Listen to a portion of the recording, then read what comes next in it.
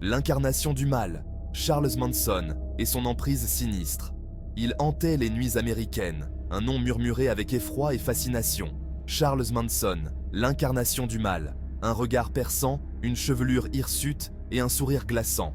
Il n'était pas un tueur ordinaire. Manson était un gourou, un manipulateur, un chef de secte. Son arme, la parole. Son pouvoir, la persuasion. Il a orchestré une série de meurtres qui ont choqué le monde. La famille Manson, ses disciples, ont semé la terreur. Comment un homme aussi insignifiant a-t-il pu déclencher une telle vague de violence? Plongeons dans les ténèbres de son histoire. Découvrons le parcours macabre de Charles Manson.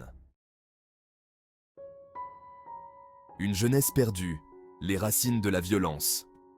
Né en 1934, Charles Mills Maddox, de son vrai nom, n'a jamais connu l'amour maternel. Sa mère, une adolescente instable, l'abandonne. Son enfance est une succession de foyers d'accueil et de centres de détention. La violence devient son langage, la délinquance, sa voix.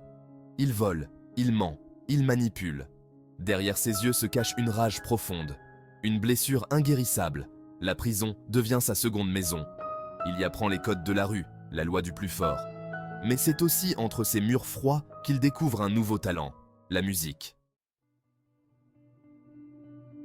Le gourou de San Francisco, charisme et manipulation. Au cœur des années 1960, San Francisco vibre au rythme du mouvement hippie. C'est dans cette atmosphère libertaire que Manson, fraîchement sorti de prison, refait surface. Il se réinvente en gourou charismatique. Sa musique, inspirée par les Beatles, attire les âmes perdues. Les jeunes, en quête de sens et de spiritualité, sont envoûtés par son discours. Il prêche l'amour libre, la paix, mais aussi la haine raciale et l'apocalypse. Sa communauté, la famille Manson, voit le jour, une secte sous son emprise totale. La famille Manson, communauté ou culte de la terreur. Au Ranch Span, un ancien décor de western, la famille Manson vit en autarcie. Drogue, sexe et manipulation sont le quotidien. Manson, le patriarche, règne en maître absolu. Il impose sa vision du monde, ses délires paranoïaques. Il se prend pour la réincarnation du Christ.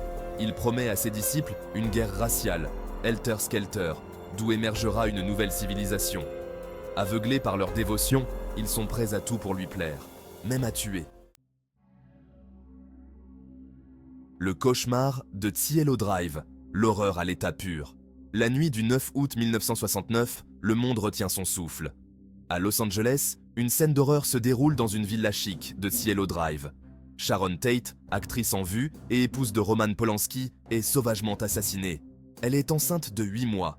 4 autres personnes sont massacrées. Les meurtres, d'une violence inouïe, glacent le sang. Les mots « pigs » et « Helter Skelter », écrits avec le sang des victimes, signent le crime. La psychose s'empare du pays. Qui a bien pu commettre un tel acte barbare? Justice et condamnation. Un procès sous le regard du monde. L'enquête, longue et complexe, met en lumière la secte de Charles Manson. Les témoignages des anciens membres de la famille, notamment celui de Linda Kasabian, sont accablants. Le procès, ultra médiatisé, captive l'Amérique. Manson, avec son attitude provocatrice et ses accès de folie, devient une icône macabre. Il est reconnu coupable de conspiration et de meurtre. Condamné à mort, sa peine est commuée en prison à vie. Il passera le reste de ses jours derrière les barreaux. L'ombre de Manson, influence et mise en garde. Même après son incarcération, l'ombre de Charles Manson continue de planer. Son nom est devenu synonyme de folie meurtrière. Comment un homme a-t-il pu endoctriner autant de personnes? Comment une telle violence a-t-elle pu voir le jour? Le cas Manson nous met en garde contre les dangers du charisme malveillant et de l'endoctrinement. Il nous rappelle la fragilité de l'esprit humain face à la manipulation. Le mythe et la réalité, déconstruction d'une figure macabre. Au fil des années, Charles Manson est devenu un mythe, une figure macabre fascinante. Livres, films, chansons, il a inspiré de nombreuses œuvres, mais derrière le mythe se cache une réalité bien plus sordide. Un homme manipulateur et cruel, un criminel qui a brisé des vies. Il est important de ne pas glorifier ses actes, ni de le considérer comme un génie maléfique. Manson était un prédateur, un manipulateur. L'écho du mal, Manson dans la culture populaire. L'écho du mal, Manson dans la culture populaire. L'influence de Charles Manson sur la culture populaire est indéniable. Sa figure a inspiré de nombreux artistes. Le groupe de rock Marilyn Manson, par exemple, s'est directement inspiré de lui. Des films comme Once Upon a Time in Hollywood de Quentin Tarantino ont remis en lumière l'affaire Manson. Ces œuvres, bien que fictives, nous rappellent l'importance de rester vigilant face aux dangers de l'endoctrinement et de la violence. Leçon d'une tragédie. Vigilance face à la manipulation. L'histoire de Charles Manson et de sa famille nous offre des leçons précieuses. Elle nous rappelle l'importance de l'esprit critique, de la pensée indépendante. Elle nous met en garde contre les gourous, les manipulateurs, qui promettent monts et merveilles.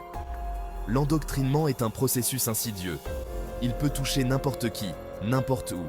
Il est important de rester vigilant, de se questionner, de ne pas accepter aveuglément les idées des autres. Au-delà de l'horreur, espoir et reconstruction.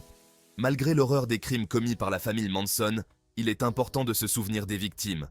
Sharon Tate, Jay Sebring, Abigail Folger, Wojciech Frykowski, Steven Parent. Leurs vies ont été brutalement interrompues. Leurs familles et leurs proches ont été marqués à jamais. Leur souvenir doit rester gravé dans nos mémoires. Ils nous rappellent la fragilité de la vie et l'importance de chérir chaque instant.